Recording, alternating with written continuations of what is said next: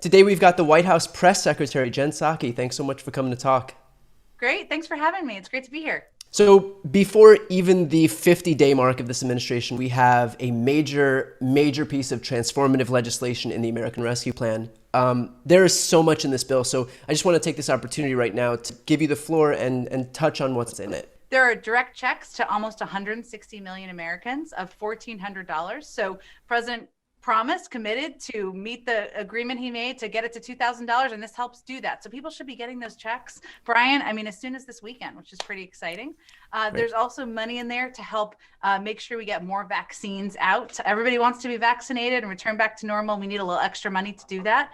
There's also money to help reopen schools, and that's something that people are really concerned about and focused on. But there's a lot of other little pieces, important pieces in the bill, like the child tax credit up to $3,600. A lot of families will benefit from that. And there's also an extension of unemployment insurance so that people who are still trying to make ends meet can get access to that. So lots of pieces that will help many Americans.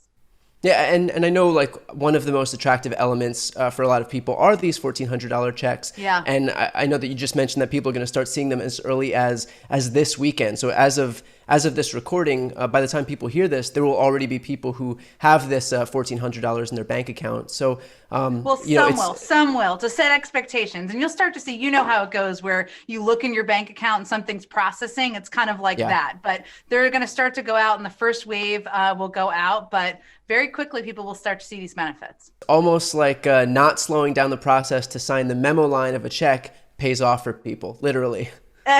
Literally it does. It turns out it makes it a little bit faster. So actually, with that said, like I was being glib there, but there is a legitimate concern, and that's that the Biden administration might fall into the trap that the Obama administration fell into, which was not taking enough credit for victories. And I think if most people think back to the rollout of the ACA, that was a historic piece of legislation. Yeah. Republicans seized on the messaging vacuum, and it really just became about the issue of the healthcare.gov rollout, for example. Yeah. So what's being done to make sure that that doesn't happen again? And I know that's kind of a meta question because you're literally here to talk about the American Rescue Plan. So it's okay. This interview aside. It's also a moment of therapy because I also lived through the communicating around the Affordable Care Act and also the recovery plan in the early days of the Obama administration. Look, there's a lot of lessons learned, and you touched on one of the big ones, which is that you got to take a breath and explain to people what is in these big bills and how it's helping them. And in the Obama administration, it really took us some time to figure out the best way to do that. And that's probably obvious to you and a lot of your viewers, that the components of that bill, right? The fact that you could stay on your parents' health insurance if you were under 25, that if you had a pre-existing condition, you still had to get access to healthcare. It's pretty obvious. That's what we should have talked about in the beginning, and we didn't. So we're doing things pretty differently, including trying to explain the components and how it's actually impacting people and helping people's lives. But also we're going to take some time to go talk to the American people, go spend some time on the trail. I'm going to go travel with the president next Tuesday to Philly, and he's going to go to Atlanta on Friday. And he'll do more trips after that about what's in there, because we need to do more engagement and frankly, sales of what's in there and how people are helped by it. So lots of lessons learned. And I think that if we could take one thing, the only thing out of the Trump era, that's the guy could wake up and tie his shoes in the morning and throw himself a military parade for it. So I think that's something that we could take out in terms of. But you touched on kind of interesting, because there's been some questions about why he didn't sign the check, because it would have delayed it. But also, did we make a mistake by not signing the check? And the truth is, this won't surprise you, but 90% of people will get direct deposit. So nobody tell Donald Trump, but there weren't 100 million people getting checks with his name on them around the country. It's not how people get money. Yeah, that's a great point. Well, following the passage of the American Rescue Plan, Republican Senator Roger Wicker tweeted out, "Independent restaurant owners have won $28.6 billion worth of targeted relief. This funding will ensure small businesses can survive the pandemic by helping to adapt their operations and keep their employees on the payroll." So you have this guy bragging about this bill that he quite literally voted against. So what's your message to these Republicans whose plan now is clearly to go out and take credit for a bill that not a single Republican in the federal government voted for? Don't underestimate the intelligence of the American people, including the people in your districts. I mean, it's public record who voted for this package. And, I'm sure, I don't know what the polling was in his district, but around the country, the majority of Republicans supported this package, which of course they did, because average Americans, people who are just living their lives, they want to get direct checks. They want their schools to reopen. They want to get vaccines. And so it was really just partisan politics in Washington in this one zip code that was really an outlier in this situation. Yeah. Yeah. We also heard something similar from Mitch McConnell, who said, we're about to have a boom and it will have absolutely nothing to do with this $1.9 trillion. So I guess why would a package that addresses economic problems have any impact on the economy, I guess, is my question. I think most people who are sitting at home excited about getting their checks and their schools reopening probably disagree with that notion, as do most economists, I would guess. So. Yeah. Well, one element of the American Rescue Plan that didn't make it into the final bill was the $15 minimum wage. And I know that you've mentioned at press briefings that it's still a priority for the White House. Yeah. But what's the plan to get it passed right now over the higher threshold of 60 votes, since it didn't qualify for budget reconciliation? Well, yeah, it didn't qualify. The parliamentarian, which is a very Washington term and person who only people in this town know who they are, decided it couldn't end up in the bill. But we're going to look for another vehicle to get it done. And the president has a lot more he wants to do in his agenda. He's talked about infrastructure. He's talked about investing in caregiving, making healthcare more affordable and accessible, addressing the unbalanced tax code. There are lots of ways that we can get this done and move it forward. And reconciliation can be used more than once in a year by Congress. It's really kind of up to them to determine when. But we're looking for a vehicle. He's committed to raising it to $15, and so we're on the hunt. I know that the president had intended on going about pushing legislation in a bipartisan manner. He has, in the sense that the American people, in a bipartisan way, support this legislation.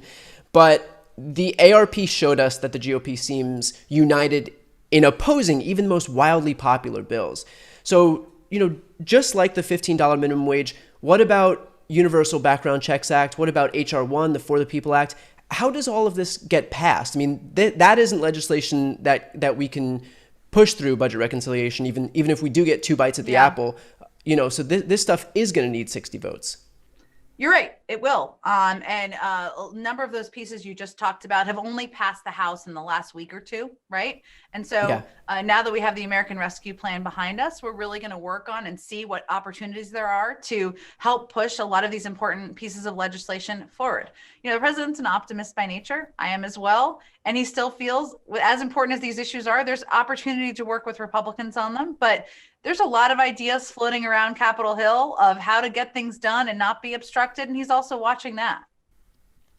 So how does the filibuster play into this?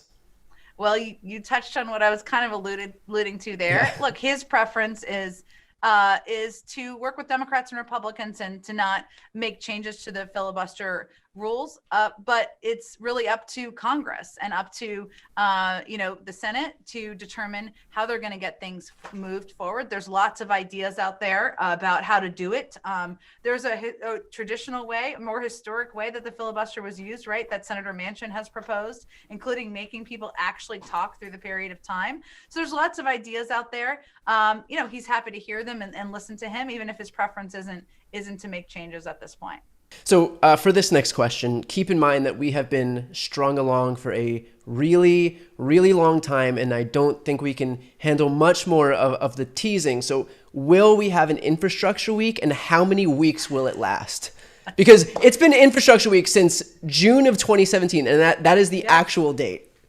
I can promise you there will not be a week called Infrastructure Week over my dead body. We will not call it that. But I can also promise you that, anybody who drives a car or takes a bike or goes across bridges when they commute or takes the metro knows things need to be, they're outdated and they need to be refurbished and things need to get better. And those are also job creators. So, this is an area where the president wants to do some work and we'll look for ways to work with Republicans. I mean, aren't fixing roads something everybody should be behind? It's, including Republicans in Congress. So that certainly is our hope. Yeah, and it'll be telling to see who supported the years-long infrastructure week the first go-around, and who suddenly decides, on the right that it's no longer an issue that they support, given the occupant of the White House. So right, we'll exactly, see. Exactly. So I do want to touch on something that's a bit off topic from the ARP, but it's an issue that I focus heavily on, and that's the administration's relationship with right-wing media. So in the press briefing room, when you have these bad faith questions where the reporters, are trying to gin up some fake scandal or catch you in some obvious gotcha moment that you can, see from a mile down the road, I'm just curious what the best avenue to deal with bad faith actors is. Like, you've been phenomenal at shutting down that kind of BS, but is there any concern that even humoring bad faith actors gives them legitimacy? Such a good question. I will say one, I was pretty lucky to come to this job having worked at the State Department for a couple of years. And, the bad faith actors in there were actual members of the Russian and Chinese governments whose questions were certainly from an advocacy point of view. And I think what the president asked me to do, which is, I work for him, is to, and I believe this too, is to treat everyone with respect and take their questions and use a tone of civility in the briefing room, right? And well, the questions may come from an advocacy point of view, and some of them certainly do. The audience really of the briefing is the American people and people watching at home, right? And so when people are asking questions, I know when it's an advocacy question. Of course I do, right? If somebody's, and it's pretty clear. But my approach is to call it out and not tolerate people trying to use the briefing room as propaganda, because I don't think anyone of any party is looking for that from the White House. No, that's been our approach to date. I don't think it's more effective to feed into the fuel that we are not engaging with right-wing media, because I think it just feeds into, a kind of a conspiracy that is not actually accurate. That's been our judgment so far. Well, I think your ability to take these questions on, I think it gave rise to the term Psaki bomb. So there's that. I think that's a testament to your success in that realm. So anyway, with that said, Jen, thank you so much for taking the time. Congratulations on the American Rescue Plan, and hopefully we can do this again soon. Thanks so much. It was great talking to you.